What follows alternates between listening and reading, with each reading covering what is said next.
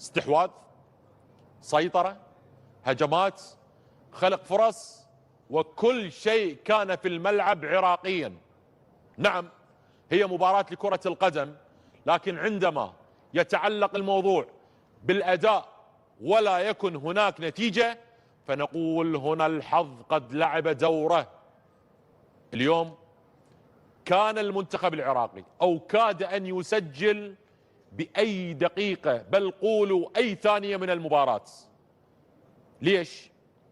لأن قدمنا مستوى عالي ومستوى مميز ولاعبين ذو جودة عالية جدا.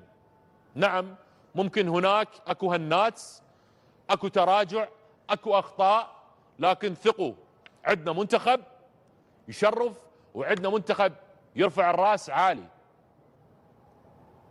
يقولون الدوري العراقي ما ينتج لاعبين، هذا كلام فاضي وخطأ في خطأ في خطأ.